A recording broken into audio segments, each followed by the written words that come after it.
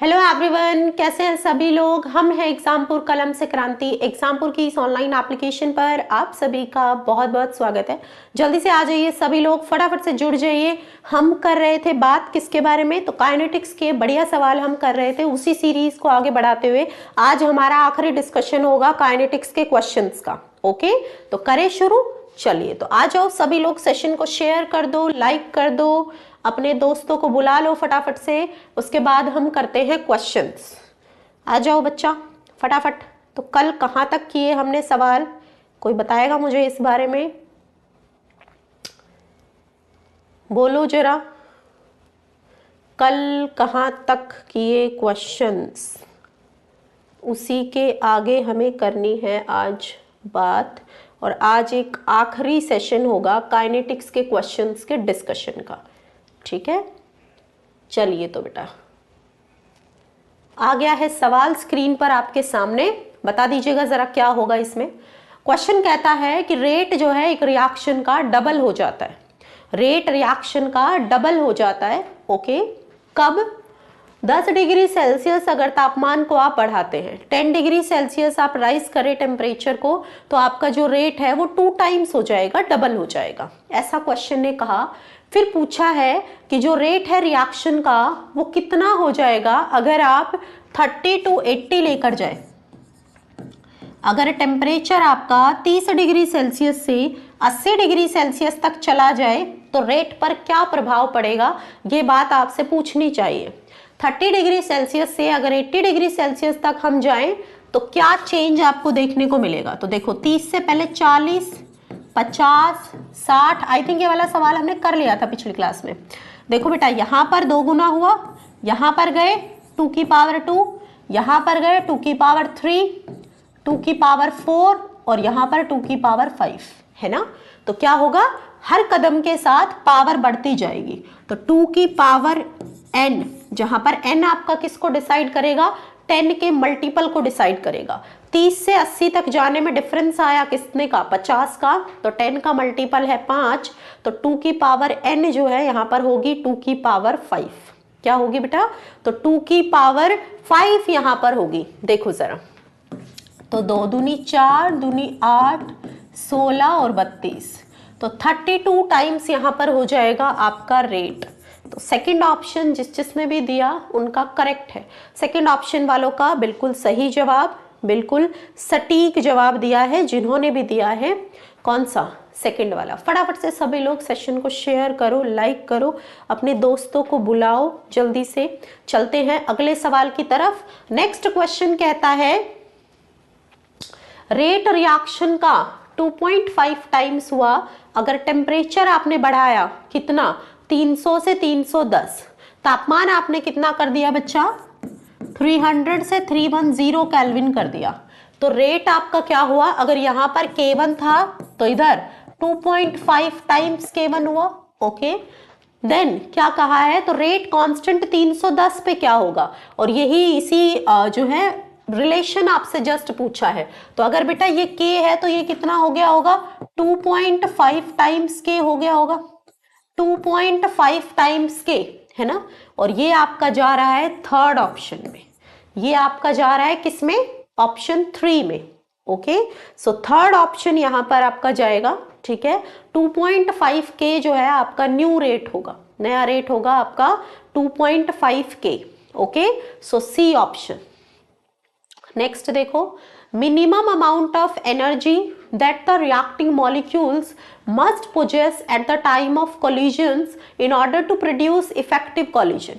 कितनी ऊर्जा चाहिए, ठीक है, एक इफेक्टिव कोलिजन के लिए रिएक्टेंट मॉलिक्यूल्स के पास जो एनर्जी है ना, मिनिमम एनर्जी जो उनको चाहिए एक इफेक्टिव कोलिजन के लिए, वो कितनी होती है, क्या कहते हैं उसको, एक्टिवेशन, थ्रेशोल्ड, इंटरनल या फ्री एनर्जी।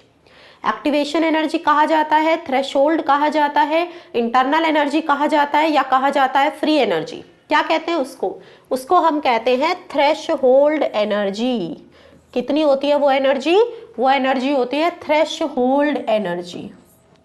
ओके, दहली ऊर्जा हम उसको कहते हैं बच्चा, है ना, मिनिमम अमाउंट ऑफ एनर्जी कितनी होनी चाहिए, तो थ्रेशोल्ड एनर्जी के बराबर एनर्जी होनी चाहिए रिएक्टेंट मॉलिक्यूल्स की, अगर वो कन्वर्ट होना चाहते हैं किस में, प्रोडक्ट में। तो प्रोडक्ट में कन्वर्जन के लिए थ्रेशोल्ड एनर्जी के बराबर एनर्जी चाहिए। नेक्स्ट देखो, अगला देखो, rate constant activation energy and Arrhenius parameter of a chemical reaction at 25 degrees Celsius are x, 10x and 2x की power s-1. Value of rate constant as t tends to infinity. तो यहाँ पर बच्चा हम जानते हैं अर्हेनियस कहती है k बराबर a e raise to the power minus EA/RT, k बराबर a e raise to the power minus EA/RT।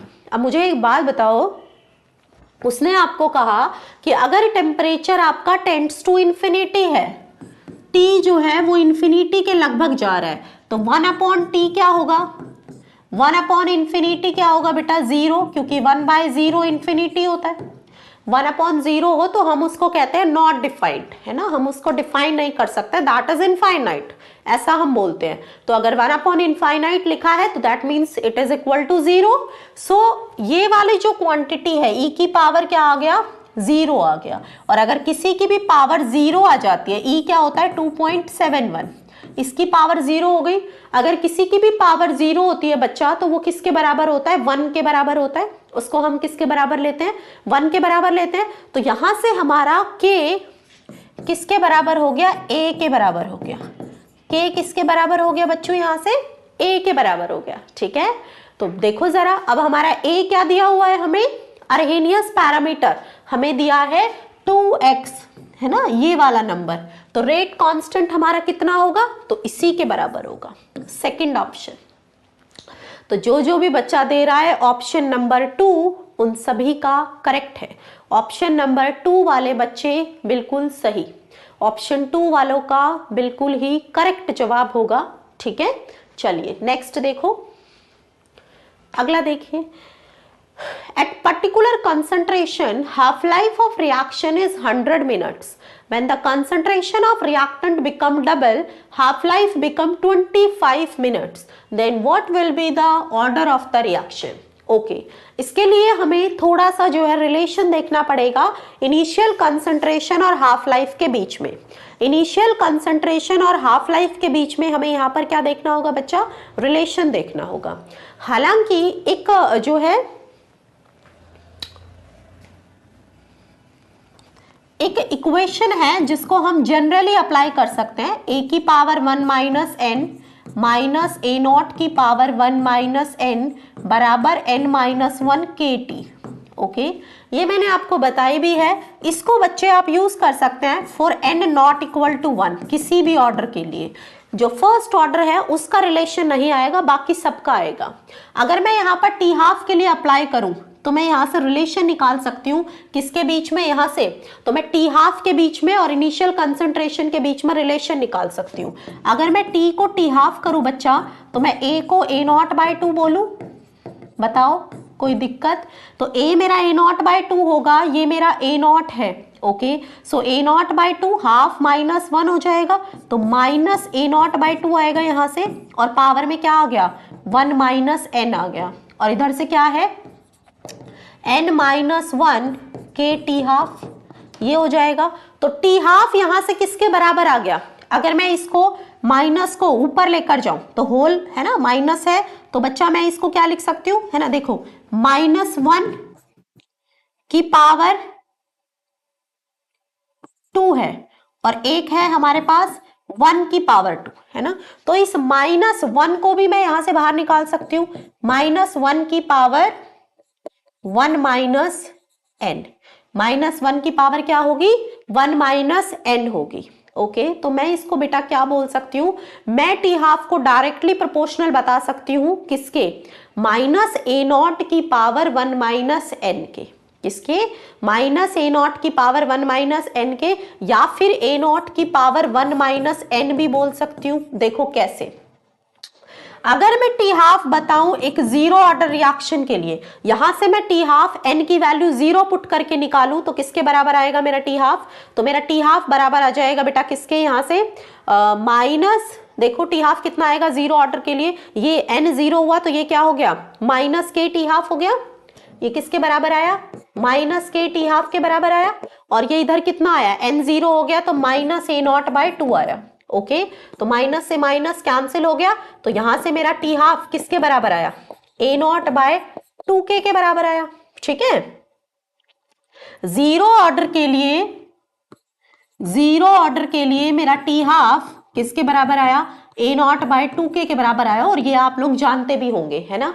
Next बच्चे हमारे पास क्या आया, अगर मैं फर्स्ट ऑर्डर की बात करूं तो उसके लिए टी हाफ इंडिपेंडेंट होता है इनिशियल कंसंट्रेशन से, हम सब जानते हैं 0.693 अपॉन के आया।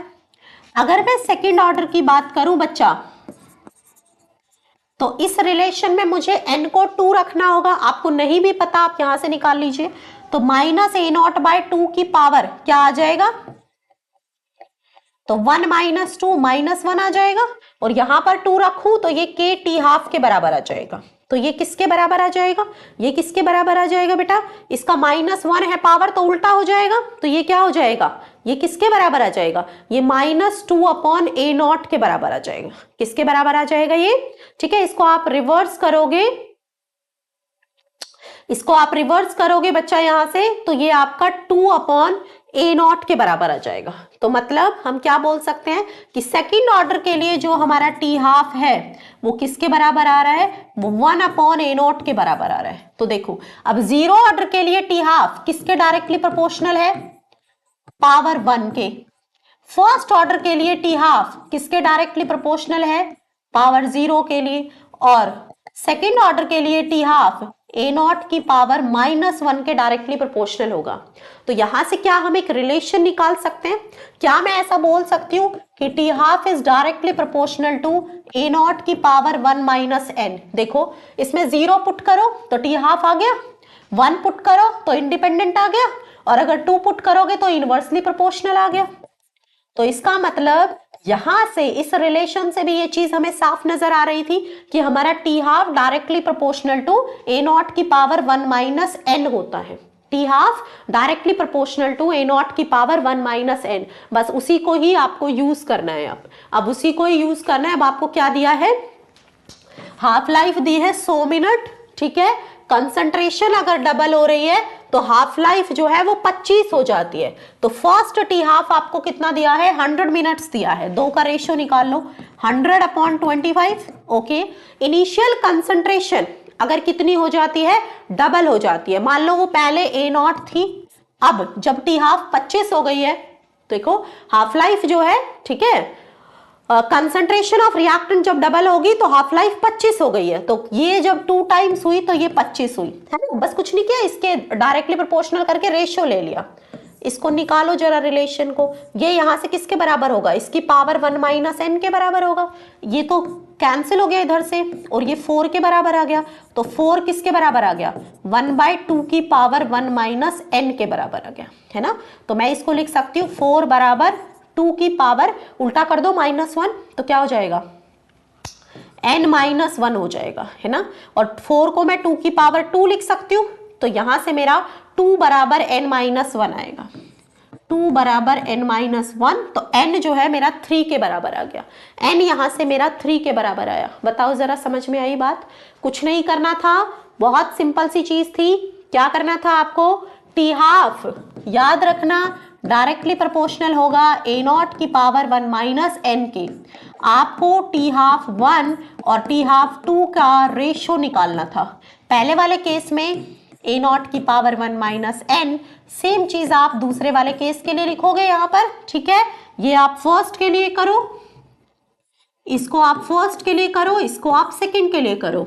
अब ए नॉट क्या बताया, टी हाफ 100 था, 100 से 25 हो गया, जब ए नॉट क्या हुआ, डबल हो गया, ये 2 ए नॉट हो गया, और पावर क्या है 1 माइनस एन है, तो ये कितना हो गया 4 इक्वल्स टू 1/2 की पावर 1 माइनस n हो गया। ओके, तो इसको मैं 2 की पावर 2 लिख सकती हूँ। इसको भी मैं उल्टा करके लिख दूं तो 2 की पावर, ये वाला है ना, इसको उल्टा करूंगी तो बाहर माइनस चला जाएगा, तो 2 की power minus of 1 minus n, तो n माइनस 1 आ जाएगा।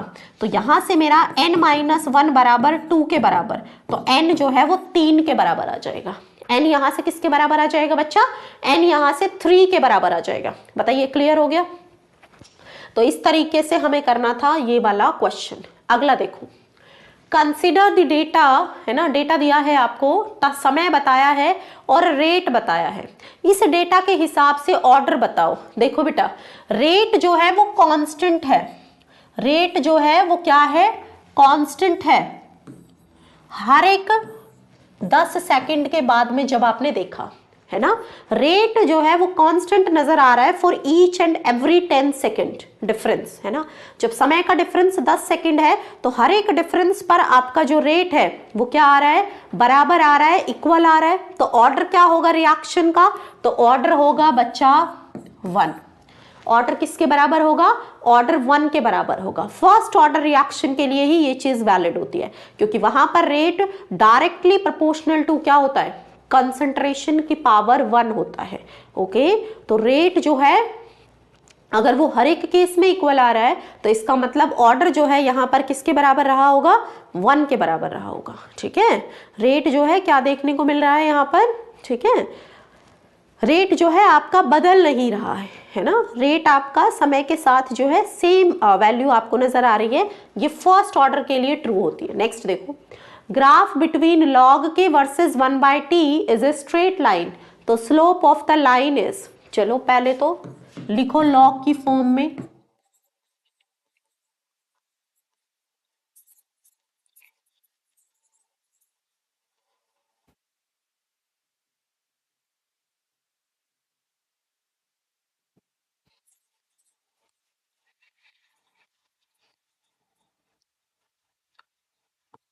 ये है, बोलो जरा, ये है। ठीक है बेटा, अब लॉग की फॉर्म में लिखा तो इस लॉग जो है 2.3 लॉग, इसको मैं 2.3 को मैं ले जा सकती हूँ उधर, तो मैं इसको सबको 2.3 डिवाइड कर दूं तो लॉग के बराबर log a minus A upon 2.3 RT हो जाएगा।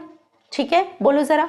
अब देखो किस किस के बीच में रिले पूछा है? लॉग के वर्सेस 1/t पूछा है, तो y बराबर mx प्लस c से कंपेयर करो।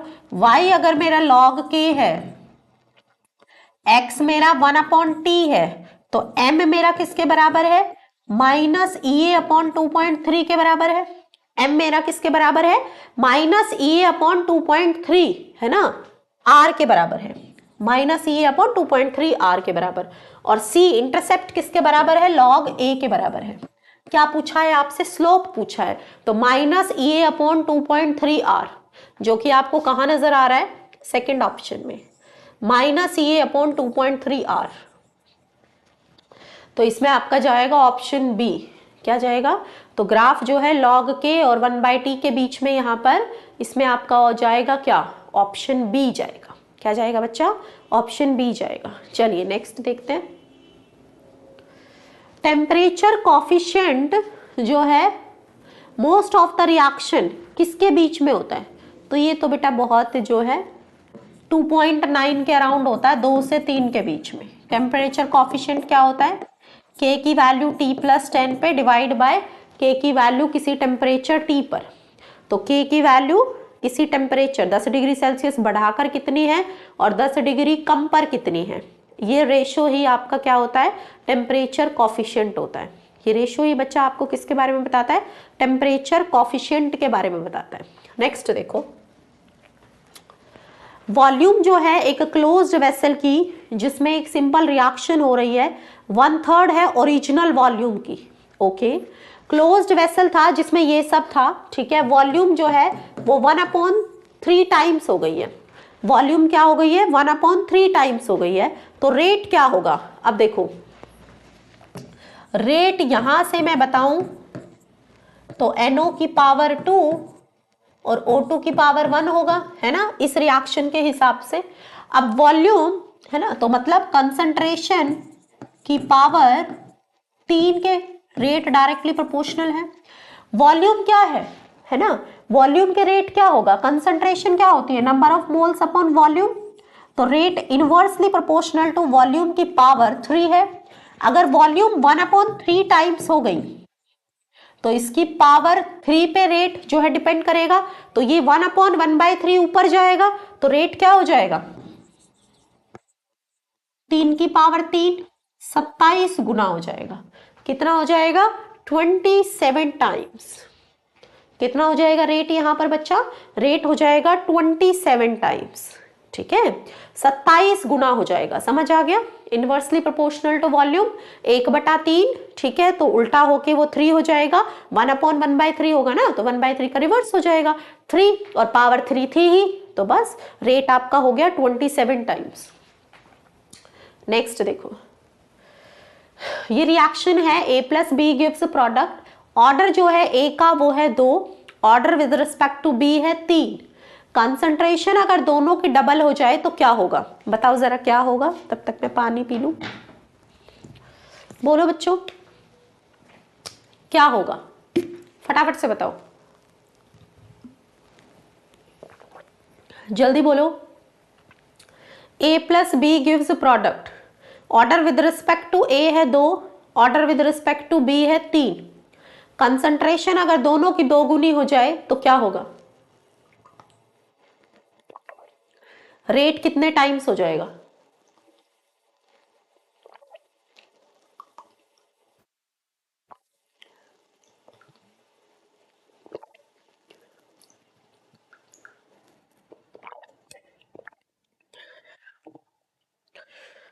बोलो जरा।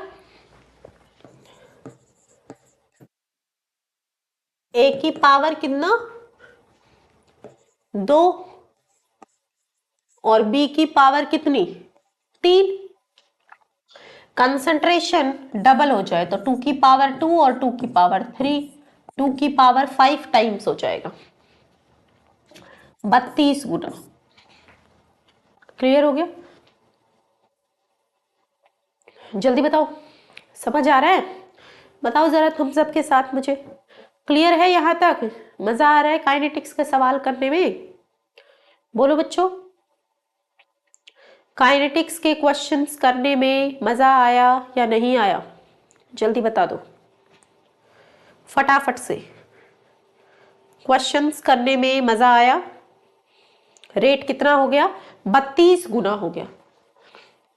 अगला सवाल,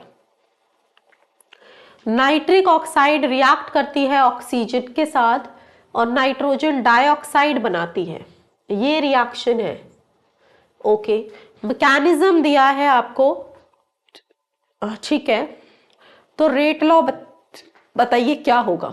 तो रेट लॉ क्या होगा बेटा, तो रेट लॉ तो स्लो स्टेप पर डिपेंड करेगा, तो यहां से रेट लिखना पड़ेगा। रेट यहां से किसके बराबर आ रहा है, K1 कंसंट्रेशन ऑफ NO3 और कंसंट्रेशन ऑफ NO, ये है ना स्लो स्टेप होता है, रेट डिटर्मिनिंग स्टेप, तो यहां से मैंने लिख दिया रेट। ओके, अब जो है अगर मैं देखो रिएक्शन को तो उसमें तो NO और O2 नजर आ रहा है, ठीक है, NO3 तो उसमें नहीं है, तो इसका मतलब NO3 यहाँ पर क्या रिएक्शन के दौरान ही जनरेट हुआ और रिएक्शन के दौरान ही खत्म हो गया। तो ऐसी जो स्पीशीज होती है शॉर्ट टर्म स्पीशीज, इनका रेट ऑफ डिसअपियरेंस इनके रेट ऑफ अपीयरेंस के बराबर होता है। इनका रेट ऑफ डिसअपियरेंस इनके रेट ऑफ अपीयरेंस के बराबर होता है, ठीक है। तो रेट ऑफ अपीयरेंस क्या होगा, d/dt ऑफ, ठीक है, NO3, रेट ऑफ अपीयरेंस क्या होगा यहां से, K NO2 के बराबर होगा, ठीक है। और रेट ऑफ डिसअपियरेंस यहां से किसके बराबर होगा बच्चा, -d/dt NO3, ये किसके बराबर होगा, K1 NO3 NO के बराबर होगा, ठीक है।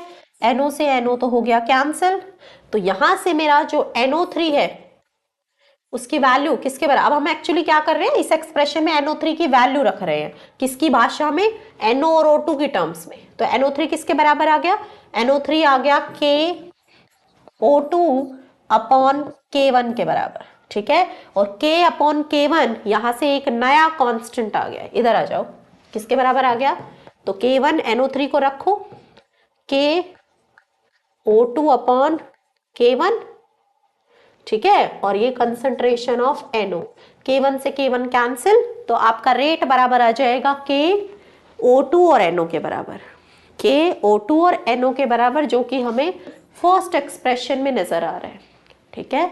ये हमारा SSA था, है ना।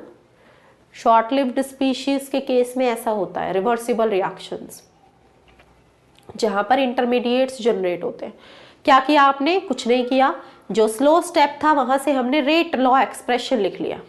स्लो स्टेप से रिएक्टेंट के टर्म्स में जब हमने रेट लॉ एक्सप्रेशन लिख लिया, तो वहां से इंटरमीडिएट की टर्म्स में हमें वो रेट लॉ एक्सप्रेशन मिला। इंटरमीडिएट क्या था? NO3, जो रिएक्शन के दौरान ही क्या हुआ बच्चा? जनरेट हुआ और रिएक्शन के दौरान ही खत्म हो गया। प्रोडक्ट में वो हमें नजर नहीं आ रहा है, ओके, ठीक है। अब हमें क्या करना है? उस NO3 की वैल्यू हमें रखनी है NO और ऑक्सीजन की टर्म्स में। हम जानते हैं वो रिएक्शन के दौरान ही जो है जनरेट हुआ और रिएक्शन के दौरान ही खत्म हो गया। तो हम क्या कर सकते हैं? हम rate of disappearance of NO3 बराबर कर देंगे rate of appearance of NO3 के। पहले वाली एक्सप्रेशन से, पहले वाली जो फर्स्ट स्टेप में NO3 जनरेट हुआ, तो वहां से d/dt ऑफ NO3 किसके बराबर आ गया? K इंटू, है ना, कंसंट्रेशन ऑफ NO और O2 के बराबर आ गया। दूसरे वाले स्टेप में क्या हुआ? NO3 कंज्यूम हुआ, तो वहां से रेट ऑफ, है ना, डिसअपियरेंस आ जाएगा। पहले स्टेप से उसका रेट ऑफ अपीयरेंस आ गया। Rate of disappearance minus d/dt NO3 किसके बराबर होगा? तो ये आपका बराबर हो जाएगा K1 into concentration of NO3 into concentration of NO, जो भी इन्वॉल्व है उस स्टेप में, उसका स्टिशियोमेट्रिक कोफिशिएंट उस हिसाब से। बस वहां से हमने क्या किया? NO3 को लिख लिया, है ना, दूसरे उनकी टर्म्स में, रिएक्टेंट की टर्म्स में, और उस वैल्यू को हमने जो स्लो स्टेप से हमने रेट के लिए एक्सप्रेशन लिखी थी वहां पुट कर दिया, और उधर हमने उसको सॉल्व किया, तो हमें फाइनल हमारी एक्सप्रेशन ये मिल गई। बोलो जरा एक बार मुझे थम्स अप के साथ बताओ, ये चीज समझ में आई? डिफरेंट कॉन्सेप्ट था, थोड़ा सा आपको आउटडेटेड लग रहा होगा। आपके सिलेबस पे नीट में तो मेरे हिसाब से नहीं पूछेगा, ठीक है, NCERT लेवल से थोड़ा सा ऊपर है, JEE वगैरह में पूछ सकता है ना। नीट में बहुत साल पहले आया हुआ सवाल है, ओके, ठीक है। आजकल तो नीट का पेपर आसान बनता है। अगला देखो, for a first order reaction time taken to reduce the initial concentration to a factor of 1/4 is 10 minute. Okay, 1/4 कर दिया, ठीक है, 10 मिनट में। if the initial concentration to be carried out to a factor of 1/16, 1/16 अगर करना है तो कितना समय चाहिए? चलो देखते हैं। देखो बेटा, पहले वो A0 रही होगी, A0 से A0/2 हुई होगी, उसकी आधी करी होगी तो A0/4 हुई होगी, उसकी आधी करी होगी तो A0/8 हुई होगी, फिर से हाफ हुई होगी 50%, तो A0/16। यहां से यहां तक जाने में T हाफ के बराबर समय, यहां से यहां तक जाने में फिर से T हाफ, यहां से यहां तक जाने में फिर से T हाफ, यहां से यहां तक जाने में फिर से T हाफ। यही टाइम लगेगा, यही टाइम लगेगा, है ना, फर्स्ट ऑर्डर के लिए यही होगा। ओके, अब 1/4 हुई, है ना, A0 से A0/4 हुई 10 मिनट में, इसका मतलब 2 T हाफ के बराबर समय लगा। कितना हुआ?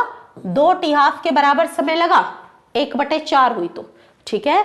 तो यहां से, है ना, A0 से अगर A0/4 हो गया, है ना, इतना हो गया, तो कितना रिएक्ट कर गई?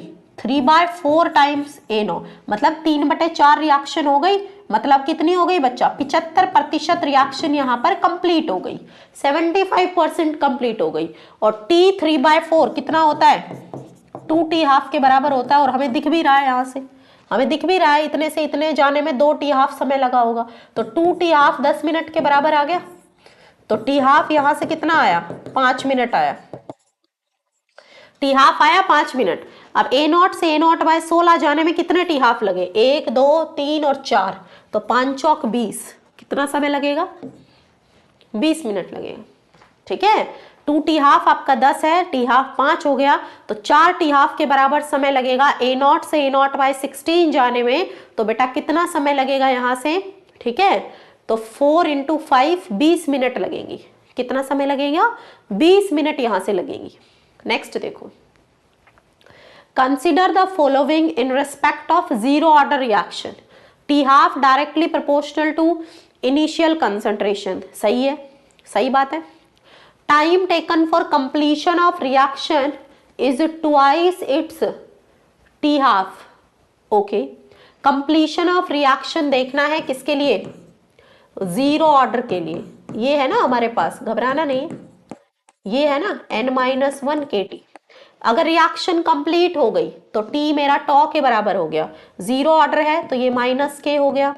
इसका मतलब इनिशियल कंसंट्रेशन खत्म हो चुकी है इस समय, है ना। और जो फाइनल जो टाइम t पे जो कंसंट्रेशन है वो कितनी हो चुकी है, इनिशियल कंसंट्रेशन पूरी समाप्त हो गई है, ठीक है। और टाइम t पे जो कंसंट्रेशन है रिएक्टेंट की वो a नॉट के बराबर हो चुकी है ना, यही मतलब है इसका। तो k जो है मेरा यहाँ से टॉ जो है मेरा किसके बराबर आ गया, -a0/k के बराबर आ गया। ये मेरा क्या आ गया, ठीक है, ये मेरा टाइम टेकन फॉर कंप्लीशन, जब रिएक्शन कंप्लीट हो जाती है, रिएक्टेंट पूरा कंज्यूम हो चुका होगा, ए नॉट की वैल्यू 0 हो गई और जो टाइम टी पे कंसंट्रेशन है वो ए नॉट के बराबर हो गई होगी, ठीक है। तो यहां से बच्चा टॉ -a0/k के बराबर आ गया। तो time taken for completion of reaction is twice its T half. तो टी हाफ के 2 गुना है। तो टी हाफ क्या होता है जीरो ऑर्डर के लिए, a0/2k के बराबर होता है, ठीक है। टी हाफ a0/2k के बराबर होता है और टॉ कितना आया, a0/k आया। तो इसका मतलब ये बात तो सही है। अगला देखो, concentration of reactant decreases linearly with time. Zero order reaction के लिए, ठीक है, तो रेट आपका जो है कंसंट्रेशन लीनियरली डिक्रीज करेगी समय के साथ। नहीं बेटा, अगर वो जीरो ऑर्डर ही रिएक्शन है तो रेट तो के कंसंट्रेशन ऑफ ए की पावर 0 हो गया, तो एक कांस्टेंट रेट होगा।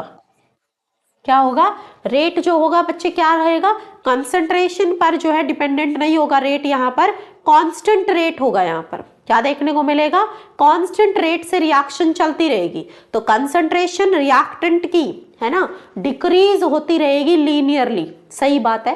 कंसंट्रेशन वर्सेस टाइम अगर हम ग्राफ प्लॉट करें तो अगर यहां पर कुछ कंसंट्रेशन थी, कांस्टेंट रेट से रिएक्शन चलती रहेगी, तो समय के साथ कंसंट्रेशन घटती रहेगी लीनियरली। बिल्कुल सही बात है, बिल्कुल घटती रहेगी, क्योंकि कंसंट्रेशन पर डिपेंड नहीं करेगी तो रेट पर कोई इफेक्ट नहीं पड़ेगा। जैसे जैसे कंसंट्रेशन कम होगी एक समान दर से वो रिएक्शन चलती रहेगी और रेट कॉन्स्टेंटली डिक्रीज करता रहेगा। तो इसके अंदर आपकी तीनों ही बातें सही है, इसके अंदर आपकी तीनों ही बातें सही लिखी हुई है। बहुत कंसेप्चुअल सवाल था, ठीक है, ठीक है। फाइनल कंप्लीशन का टाइम कैसे निकालोगे, तो उस इक्वेशन में देखो कंप्लीट कब होगी रिएक्शन, ए गिव्स प्रोडक्ट है तो शुरुआत में ए नॉट होगा, ये कुछ नहीं होगा, कंप्लीट हो गया तो ये सारा खत्म और इधर ए नॉट बन गया। यही तो मतलब होता है, यही तो मतलब होता है बच्चा, कंप्लीशन का मतलब यही तो होता है, इनिशियल कंसंट्रेशन खत्म और जो टाइम टी पे जो कंसंट्रेशन है वो किसके बराबर आ गई, वो ए नॉट के बराबर आ गई, जितनी इनिशियल थी उसके बराबर हो गया प्रोडक्ट, ठीक है, इसी के बराबर आ गया। तो यहां से हम जो है उसी को वैल्यू को पुट करेंगे, हमारा ए नॉट के बराबर हो जाएगा और ए नॉट हमारा खत्म हो जाएगा, 0 हो जाएगा। टाइम टी पे कंसंट्रेशन इनिशियल कंसंट्रेशन के बराबर, तो हमारा टॉ यहां से a0/k आएगा और ये सारा मैंने आपको सॉल्व करके दिखाया। तो इसमें आपका जाएगा 4th ऑप्शन। नेक्स्ट देखो, इनिशियल कंसंट्रेशन अगर रिड्यूस हो जाती है 1/4 times, if initial concentration is reduced to 1/4 in a zero order reaction, time taken for half of the reaction to complete। zero order reaction के लिए a0/4 हो जाता है, हाँ, a0/4 हो गया। तो समय कितना लगेगा आधी रिएक्शन को कंप्लीट होने के लिए, समय कितना लगेगा आधी रिएक्शन को कंप्लीट होने के लिए, ठीक है। तो a0 को a0/2 होने के लिए कितना समय लगेगा, तो टी हाफ इसके लिए किसके बराबर होता है, a0/2k के बराबर होता है, ठीक है।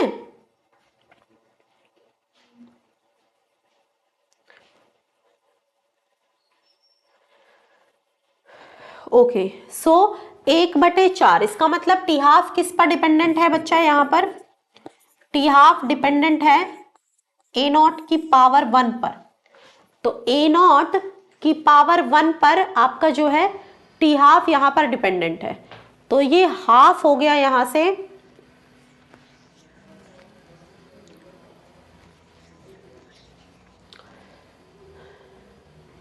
ए नॉट से ए नॉट बाय 2,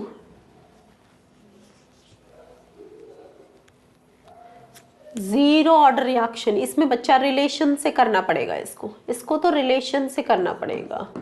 ए की power 1 minus N, A not की power 1 minus N, N minus 1 K T, zero है ना, जीरो के लिए ये ए माइनस ए नॉट और माइनस के टी आ जाएगा।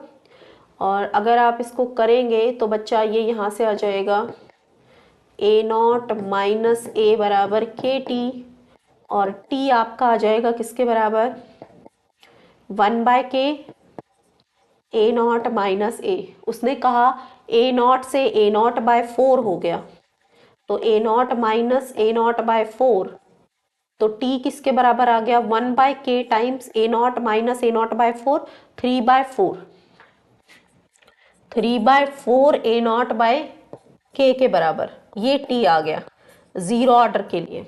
और अब उसने कहा कि जो समय लगेगा आधी रिएक्शन को कंप्लीट होने के लिए, तो इसको मुझे A naught minus A not by 2 करना है, ठीक है।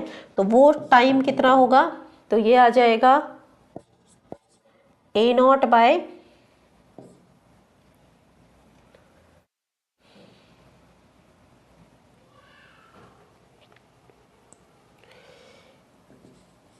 के बराबर, ए नॉट बाय 2k के बराबर, ठीक है। तो पहले वाले केस में लगा 3/4 टाइम्स ए नॉट बाय के, और दूसरे वाले केस में लगा 1/2 टाइम्स ए नॉट बाय के। अगर इन दोनों के बीच में मैं रिलेशन निकालूं तो ये हो गया 3/4 और 1/2, तो 3/4 इंटू 2, 3/2 टाइम्स हो गया।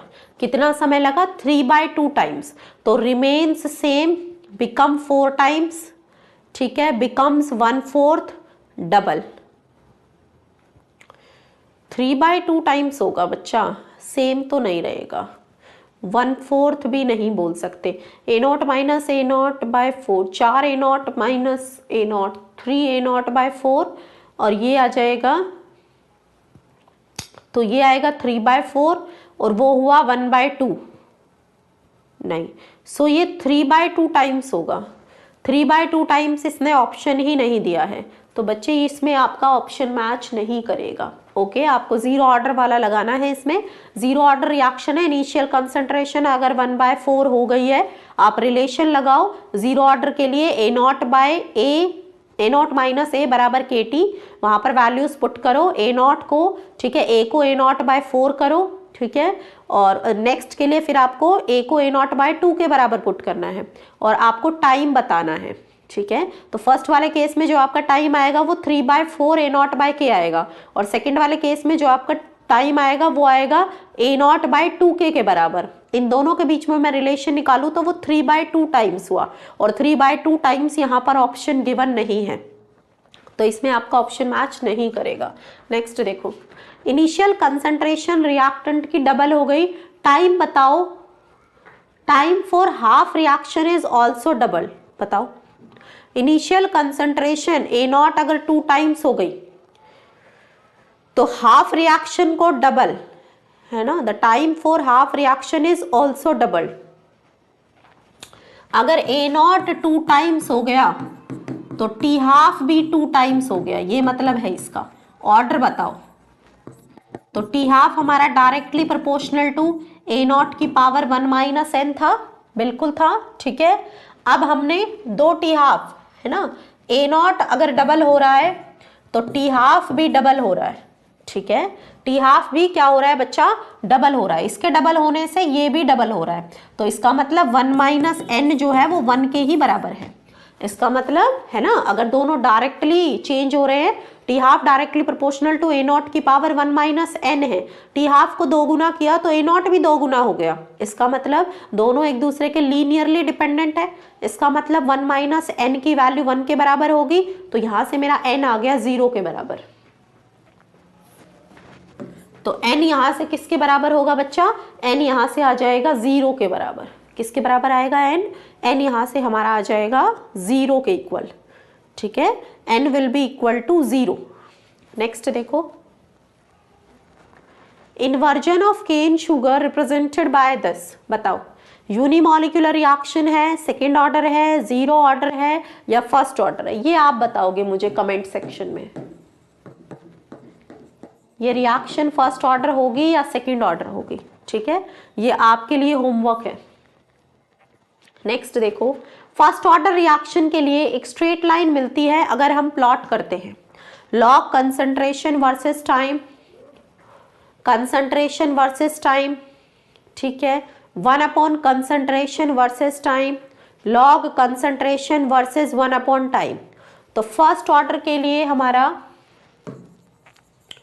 रेट बराबर होता है के रिएक्टेंट की कंसंट्रेशन पावर 1, है ना, यही होता है हमारा रेट जो है। ठीक है, तो कंसंट्रेशन तो minus D R by D T बराबर किसके आया? के आर के बराबर आया। यही आया बच्चा। तो यहां से minus D R by R के डी टी के बराबर आया। दोनों साइड इंटीग्रेट कर ले तो माइनस लॉन ऑफ आर के टी के बराबर आया। ठीक है, ओके। चलो अब देखो, माइनस 2.3 लॉग आर के टी के बराबर आया। तो उसका कहना है कि y बराबर mx। अगर मैं इसको कंपेयर करूं तो यहां पर मेरा y एक्सिस पर क्या होगा? लॉग कंसंट्रेशन होगी। y एक्सिस पर क्या होगी? लॉग कंसंट्रेशन होगी। ठीक है, और उसका मुझे ग्राफ प्लॉट करना है किसके साथ? टाइम के साथ। तो लॉग कंसंट्रेशन वर्सेस टी अगर मैं प्लॉट करूं बच्चे यहां से, तो मेरे को क्या मिल जाएगा? यहां से एक स्ट्रेट लाइन मिल जाएगी। क्या मिल जाएगी? एक स्ट्रेट लाइन मिल जाएगी विद नेगेटिव स्लोप। ठीक है, स्ट्रेट लाइन मिलेगी अगर मैं log concentration versus time plot करूं। ओके, कुछ नहीं करना था, रेट बराबर के आर की पावर 1 रिलेशन निकालो जैसे हमने सॉल्व किया था इंटीग्रेटेड रेट इक्वेशन को, सेम उसी तरीके से करना था। ठीक है, तो यहां से मेरा लॉग कंसंट्रेशन वर्सेस टी, ठीक है, अगर मैं प्लॉट करूं तो मुझे एक ऐसी लाइन मिलेगी, ऐसी लॉग कंसंट्रेशन वर्सेस टी अगर मैं प्लॉट करूं, लॉग कंसंट्रेशन वर्सेस टाइम अगर मैं प्लॉट करूं। नेक्स्ट देखो, which order reaction obeys the expression T half inversely proportional to concentration? बताओ, T half inversely proportional to concentration, reactant concentration, कौन obey करेगा? तो मतलब T half directly proportional to A की पावर क्या है? -1। तो 1 माइनस एन की वैल्यू -1 के बराबर, तो ये 1 + 1 के बराबर होगा, 2 के बराबर होगा, है ना। कौन सी ऑर्डर रिएक्शन है ना? T half inversely proportional to A कहां पर आएगा? तो T half inversely proportional to A बराबर आएगा सेकेंड ऑर्डर रिएक्शन के लिए। ठीक है, हम जानते भी है टी हाफ बराबर 1 अपॉन ए नॉट के होता है ना। ठीक है, सो वहां से इनवर्सली प्रोपोर्शनल टू ए, तो सेकेंड ऑर्डर रिएक्शन के लिए T half is inversely proportional to A. Next देखो, ग्राफ ऑफ इनिशियल कंसंट्रेशन, है ना। टी हाफ इनिशियल कंसंट्रेशन पर डिपेंड ही नहीं कर रहा है, T half is independent of initial concentration. तो फर्स्ट ऑर्डर के केस में T half doesn't depend on initial concentration, है ना। रिएक्टेंट की शुरुआती कंसंट्रेशन पर फर्स्ट ऑर्डर रिएक्शन के लिए टी हाफ डिपेंडेंट नहीं होता, तो ये मेरा जाएगा फर्स्ट ऑर्डर के लिए। ये किसके लिए जाएगा बच्चा? तो ये जाएगा फर्स्ट ऑर्डर के लिए। बताओ जरा, समझ में आया? जोश हाई नजर आना चाहिए कमेंट सेक्शन में। ठीक है, ऐसे तुम लोग तो मतलब ठीक है, जोश नजर आना चाहिए ना। इतने बढ़िया बढ़िया सवाल मैं काइनेटिक्स के लेकर आई हूँ आप लोगों के लिए, कितने बढ़िया बढ़िया कॉन्सेप्ट हम डिस्कस कर रहे हैं सभी लोग, है ना। पूरे जोश के साथ जवाब मुझे नजर आने चाहिए कमेंट सेक्शन में। बोलो बच्चों, बोलिए बेटा।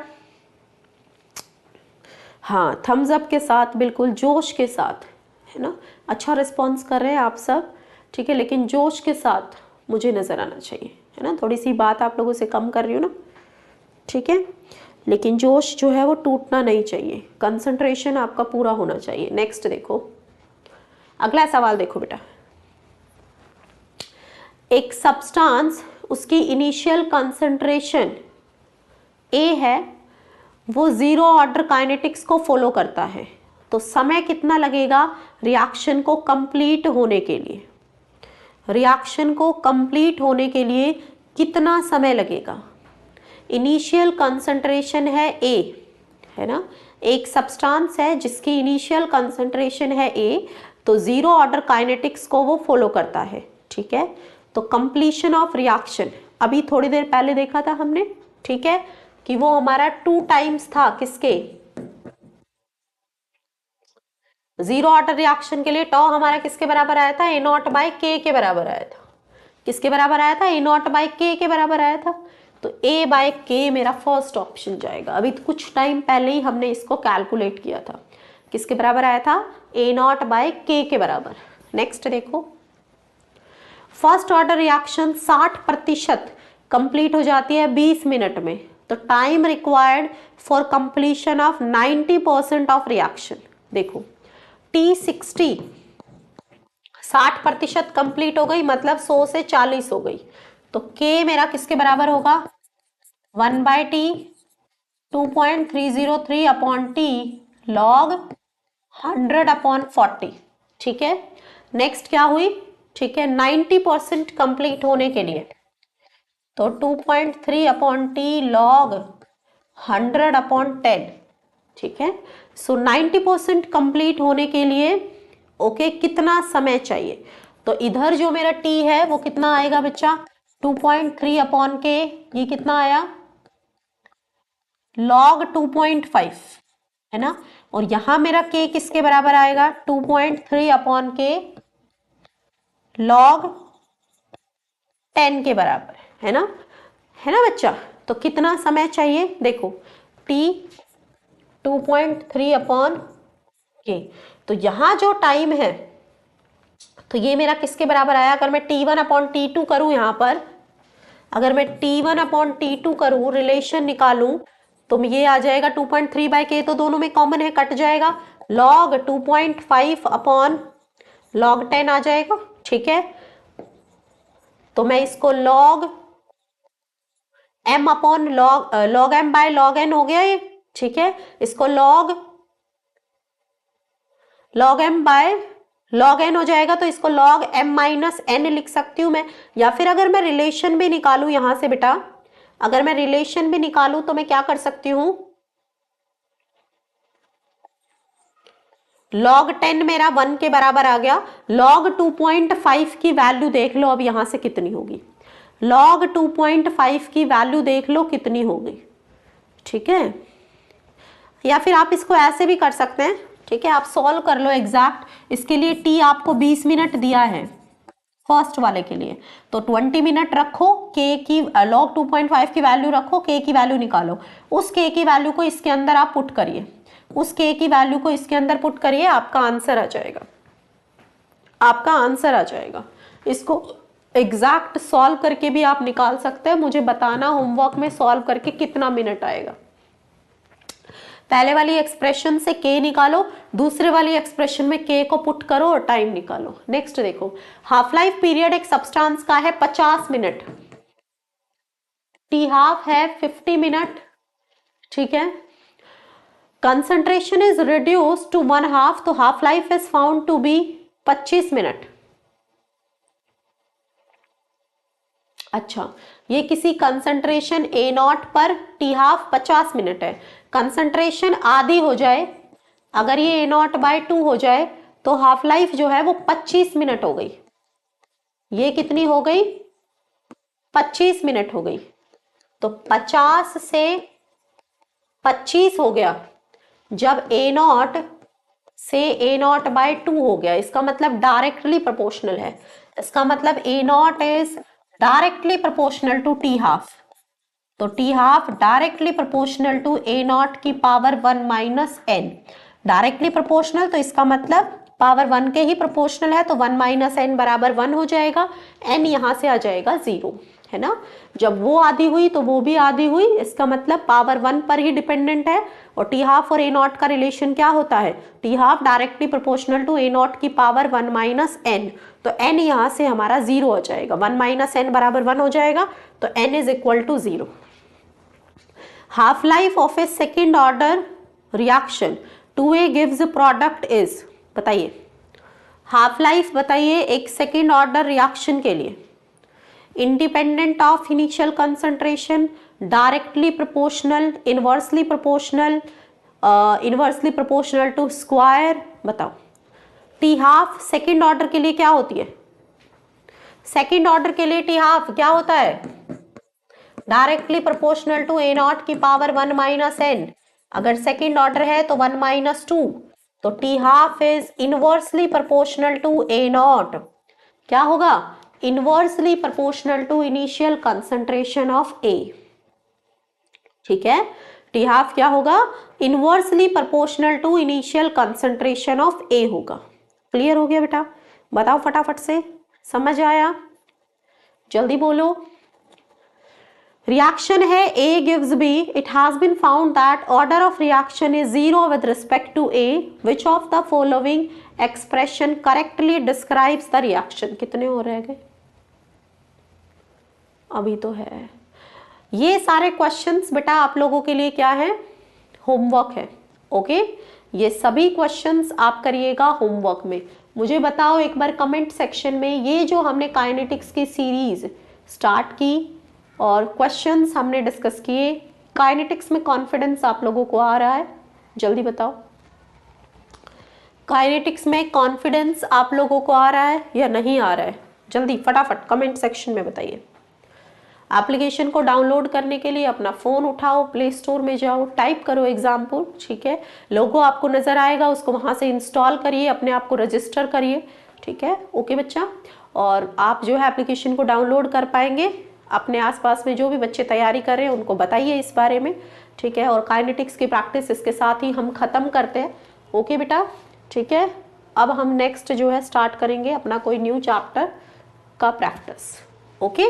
तो इसके साथ ही अब मैं लेती हूँ आप लोगों से अलविदा, तो सभी को मेरी तरफ से टाटा बाय बाय।